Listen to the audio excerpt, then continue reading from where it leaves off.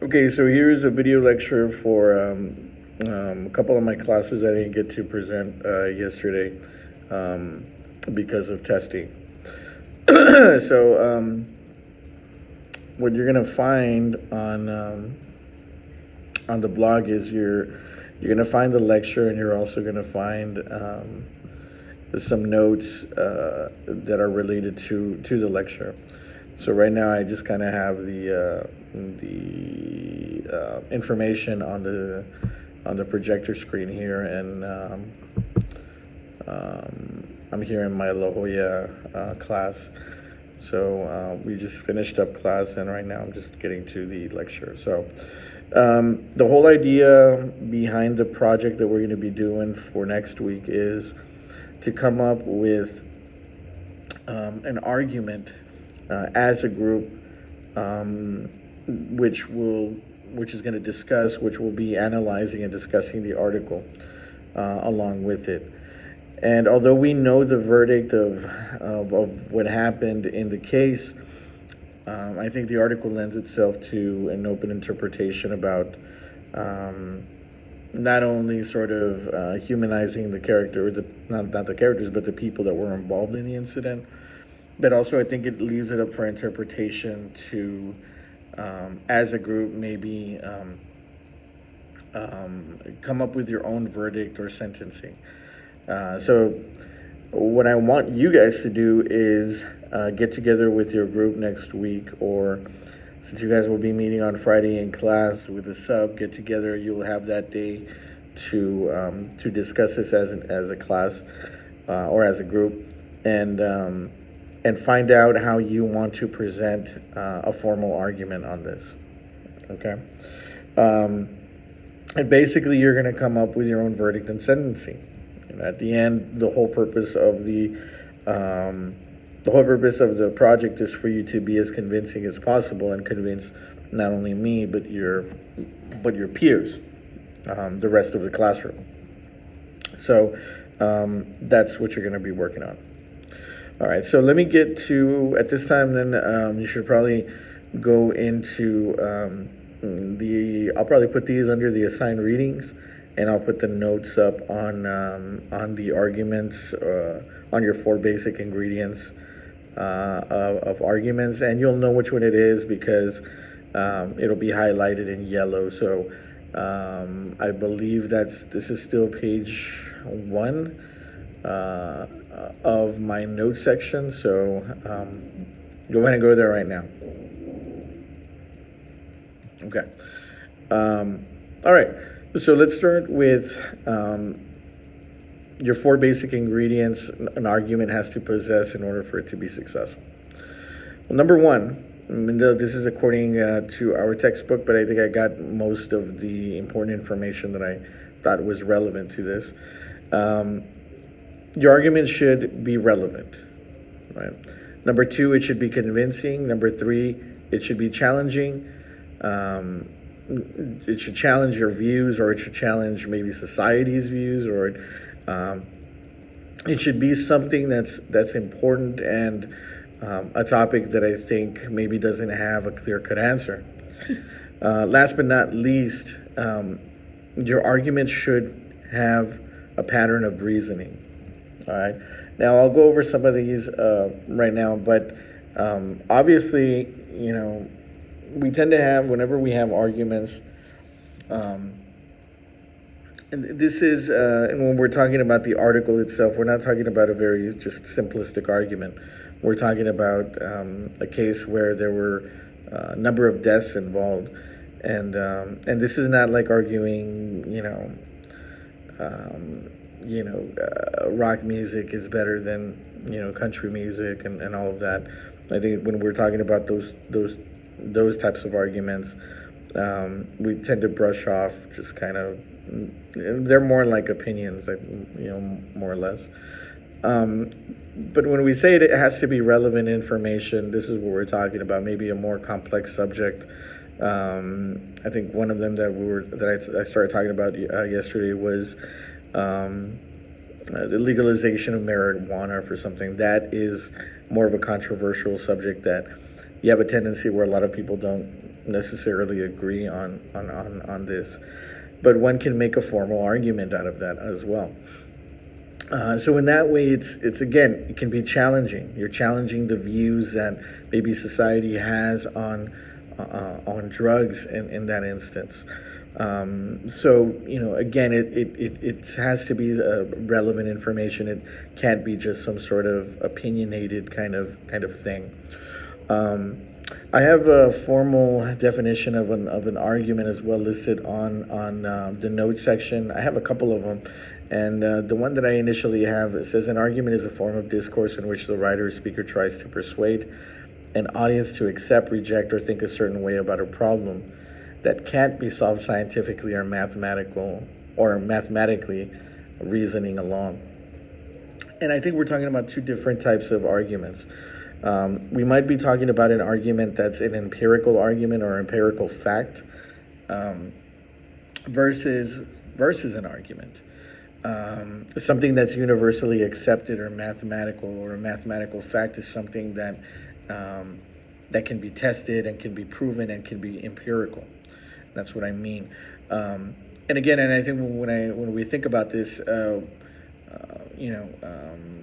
what kind of argument comes to mind? Something like the Earth. We know that the Earth is round, right?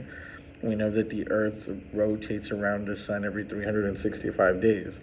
These things can be proven, and science has proven a lot of this stuff. I know there's some people out there that maybe think, that the Earth is flat, but evidence sort of suggests, contrary or otherwise. So I hope you're not one of those people, but okay, if you are, so that's what we're talking about between. I think we should kind of be clear on that. When we're talking about factual information and empirical information, we're trying to distinguish between facts and what could be an argument. An opinion is different, and again, that's what we're talking about right now. Unless you start requesting statistical information, you might end up proving something which can be an argument. A good argument shouldn't be casual. It takes time and effort to prepare. It guides the audience and is a logical and a reasonable assumption. There should be some sort of structure also involved in the argument. So again, argument shouldn't be a casual thing. It should be something, again, and what we're doing is something that's complex, that can be seen in different types of ways, that can be interpreted in different types of ways as well. So that's what we're looking at. And when I'm going over these terms and these definitions, I want you to apply these whenever you're doing your presentation or when you're going to be presenting these to us. All right. So you might use a rebuttal, or we'll talk about rebuttals in a bit. But also you might point out detailed evidence or some sort of reasoning or support. And these are the terms that you'll be using. And I don't have a lot of them, but make sure that you're addressing these rhetorical devices and terms whenever you're doing your presentation. All right. Amplifying the definition. All right. And here's a more formal, or I guess this is the definition I'd much rather use for what we're doing in rhetoric. An argument is a form of discourse in which the writer or speaker presents a pattern of reasoning reinforced by detailed evidence and refutation of challenging claims. It tries to persuade the audience to accept the claim. Underneath that, I have a thesis, supportive thesis, conclusion, reason, detailed evidence, and persuasion. When we get to part 2 of our essay, we're going to be using these logical or kind of conclusions in order to go about writing our paper. The ultimate aim of any argument is to convince the audience that the arguer's point of view is a sensible one. So again, coming back to the project at hand, you should be thinking about an argument related to the article. And this should be a sensible one and a reasonable one. But at the end of it, you should try to persuade us somehow or another. All right.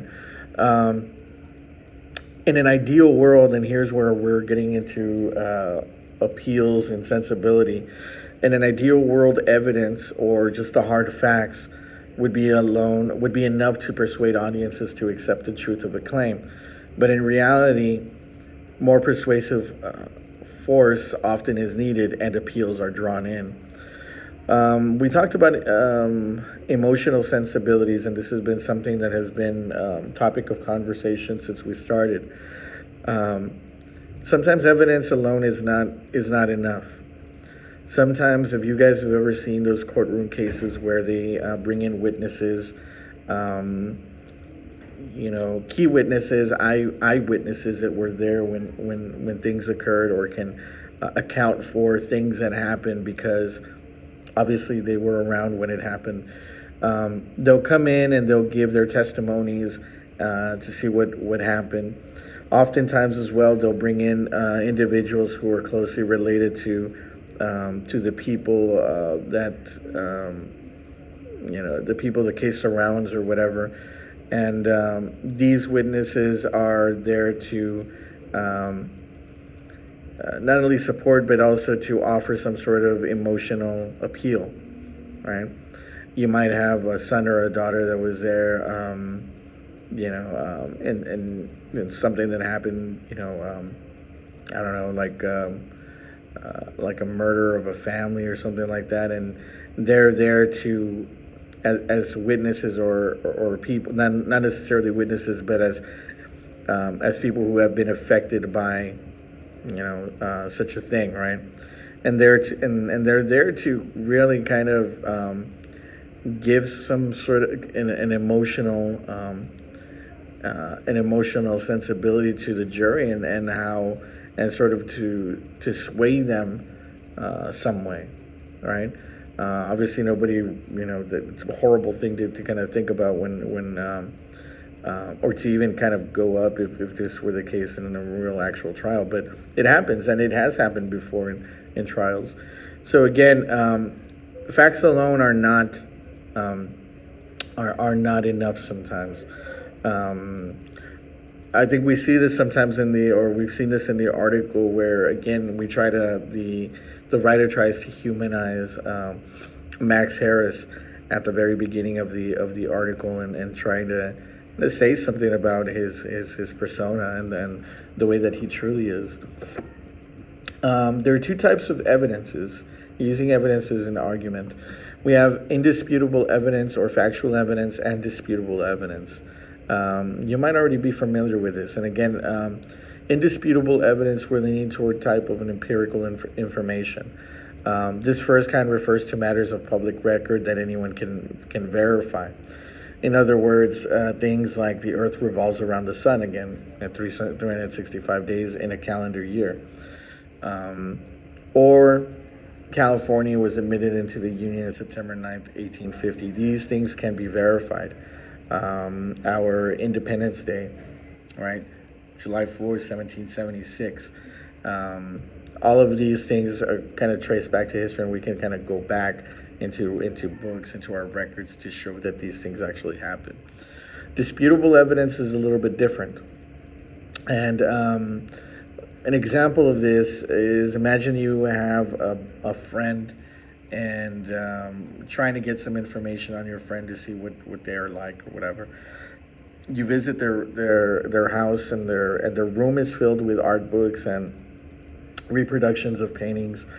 If someone asks about your friend's interest, you would probably reply, maybe some sort of artistic, or like an artist, without hesitation. And then we could cite that as evidence in the actual books that this person had, or paintings that they had in their room. But that evidence can be disputable, because maybe the books and paintings could belong to somebody else. Maybe they were roommates, or they could have been given to them, or it might be something that that they were previously interested in that they're not anymore. So again, these sort of things can be disputable. There's other examples as well, but again, kind of look for those sort of things whenever you're looking at the article, and instances where maybe you can cite these as disputable or indisputable. Refuting challenging views. There's a couple of terms here that I'd like for you guys to know, which is refutation and rebuttal.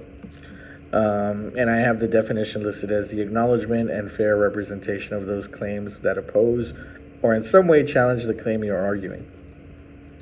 I have some synonyms there. It says oppose, refute, or contrary.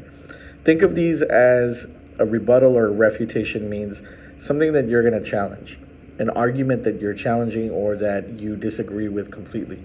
Right? You're refuting the claim, or you're challenging the claim, and somehow, sometimes, excuse. Sometimes in court cases, you'll have people say, "Well, do you have a rebuttal?" We mean, well, what on in the contrary, what is it that you want to say about the argument, or what is it that you maybe want to oppose, right? And this is what we mean. It's not too difficult. That's basically what it means. I have this highlighted also in the notes section in yellow. Remember that the very reason for engaging in an argument is to try to resolve a disagreement, to show that one claim is more deserving of acceptance than another. To succeed in this goal, you need to do more than present compelling evidence. You must also show why your challenger's views are either incorrect or flawed, right? So along with the evidence that is presented, it's more than that. You have to also show why the opposing views or the challenges are incorrect or need to be re-examined. And I think that's really the kind of meat of maybe what some of you guys will be doing with this article. Because like I said, we know what happened, with the verdict, and, we might accept, some of you guys might actually, get together and be like, well, you know what, why don't we just do that? Why don't we just kind of go along with what the verdict says and stuff like that? Well, you still need to present, your evidence and cite. And I think, you are also going to have other people that are going to challenge your views, because I think this is sort of a topic of conversation that I started to have with some of you guys last week when we were just kind of talking over here on the side. We were like, well, the sentencing was kind of harsh, and I don't think they were totally at fault. So again, it leaves room for you guys to sort of analyze it and see it in a different kind of light. Keep in mind, incorrect evidence is easy to refute. All you need to do is produce the correct evidence. Flawed evidence is more difficult to refute. Evidence that's flawed when it relies on data that may well have been reliable at one time, but have since become unreliable. In other words, whenever you're looking at flawed evidence, we might be looking at something that was true at one point, but has since changed. So let me give you an example. When we were doing our research last semester, I asked you guys, look for articles that are more up to date, especially if you're talking about medicinal kind of things. Articles that are even in education, articles that are more recent, because some of these outdated ones might have stuff that that's obsolete now, that maybe we don't even use anymore. I mean, back, I don't know if this was in the 50s or even earlier, like maybe the 20s or 30s, they used to use, I think, they used to have like penicillin, or they used to add, even in Coca-Cola, they used to add like cocaine or something like that. And and so we found out that these things were bad for us, right? We're affecting people the wrong way. We no longer do that, and this is just because of the advancement in science um, and testing and this is again at one point these were sort of things that were normal kind of everyday uses, but throughout uh, throughout time and we've done our investigations and we found out that some things are harmful to us, and therefore we don't use these anymore. Um, this happens all the time, even with technology as well. Um, with the advancement of technology, a lot of things that we held or that we thought were true at one time have changed. So um, I have on the notes section as well um, a frame of effective refutation for an argument. Now, at the very end, whenever you get together with your group and you're finalizing your argument, you're almost to the point where you're ready to present. I want you guys to look at this frame of effective refutation, because what you want to do is you want to be asking yourself at the end, what are the possible objections to my claim? And what I mean is, in other words, there might be somebody else, there might be someone else, including me, um, who might say, well, have you considered this, right? Or maybe you didn't consider this. In other words, there'll be people or individuals that might object or either try to refute your argument as well. So I want you guys to ask yourself those possible objections.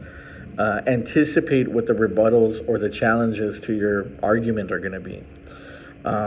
Also, search for actual arguments that challenge your own. Look at the very basic arguments of, that one might have for the one that you're putting forth, because it's possible that a challenging view is going to be so convincing that you may want to revise or abandon your original claim. In other words, don't overlook your claim, and don't take it for granted, and don't be like, well, nobody's going to ask this, right? Because sometimes, more often than not, somebody will ask that. You'll be like, oh man, you'll be stuck. And really, I hope that we don't get there, because it'll be like, well, it doesn't help your argument whenever you're just kind of stuck on something and you can't answer with, make something up, in some cases, right? Sometimes we don't, people don't know the difference. But again, try your best, whenever you're coming up. I think the more time that you take, the more questions that you ask yourself and your the more questions that you ask yourself in your group, I think the better prepared you'll be in this. And don't be afraid to challenge the norm, or the way. If we didn't have people that actually challenged the set rules and regulations that we have, nothing important would be done, right? So also look for common ground, because you know what, there's going to be instances where a challenging claim kind of intersects with your own, and where you're sort of talking about the same thing, and that's okay. It's okay for you to maybe agree or to be on terms, or to be sort of in agreement with a challenging kind of term. Last but not least, you should want to challenge the claim if it's incorrect or flawed. If you feel truly, if you honestly feel that something is incorrect, you should challenge the claim, because look for the flaws in whatever their argument is, and be ready to explain them, and be ready to back them up with what you anticipate, they're gonna say. And again, I think there's a lot to be said with this article. So just be on your toes. All right. Basically, you're going to present. Everybody's going to have an equal time allotted, and at the very end, there might be some questions there, but you're really going to try your best to persuade me and persuade the rest of your peers in the argument that you're going to be making. All right. Last but not least, under the blog, I also I have the actual prompt of the presentation prompt, I should say. So let me talk about the presentation prompt real quick. And this is part one, and this is where 10% of your grade. You and your peers are going to conduct a 5 to 10 minute oral presentation. Your focus is going to be to analyze and construct a formal argument on the reading that we're going to be doing or that you've read already. So it's lending itself to interpretation. You're going to be evaluated on your group's ability to present relevant, convincing, and reasonable argument, which we talked about during the lecture or right now. That's going to persuade me and the rest of us and your audience. You're also going to be evaluated on your use and implementation of these rhetorical tools and terms that I'm discussing right now. Part one, again, is worth 10% of your grade. Everyone must participate and present. All right, so failure to participate may result in failing the course. Part of what I talked about early in the semester was that in order to move on to the next project, you have to complete this project. So, if I hear that somebody's not pulling their weight, they're not participating, I will talk to you sooner rather than later. I hope that you guys reach out to me if somebody's not participating. That way I can kind of catch this early on. It's not fair for others to be doing all the work and for others to be slacking off. So that's not going to be acceptable this time, guys. Make sure that you're pulling your weight. Make sure that you're involving yourself also with what's going on. Don't just hang back and let everybody else do the work. No, this is your grade also. All right. You have the autonomy to present any way that you would like. In other words, you have the freedom to do it however you want to do it. Remember that if you're going to be using PowerPoint, limit the amount of information on the slides and use note cards. Probably. Don't be looking back at your slides all the time and just be reading off the slides. Look at your audience, engage with us, ask us questions if you need to. If you're going to be bringing in handouts, etc., make sure everybody has them. I'm looking for originality in your argument. I'm also looking for you guys to look outside the box and interpret this information critically and challenge some of the ideas that are are presented in the article. Outside sources are welcome, but they're not necessary. If you are providing outside sources, make sure that you give me a copy of the sources, or if they're on a PowerPoint, put them at the end. The presentation is time sensitive, so make sure that you present within the time parameters. Last semester, I had presentations that ran 30 minutes, 40 minutes, some of them that ran 2 minutes. Make sure that you stay within the 5 to 10 minute range. Make sure that everybody participates. Make sure that each person is allowed to talk. If you need to separate it into, most people in the groups are three to group. I think I have some people that are 4 to a group. 3 minutes each. Have somebody wrap it up at the end. Those people that have four people for 6, 8, a couple of minutes each, and then have somebody wrap it up. So again, make sure that everybody's participating. Make sure that you're getting together. Friday, you guys have all the stuff to work on. So get busy with it. All right. If you have any questions, leave me a message on the bottom of the blog, and I'll get back to you as soon as possible. All right. Have a good weekend, guys. Happy Valentine's Day.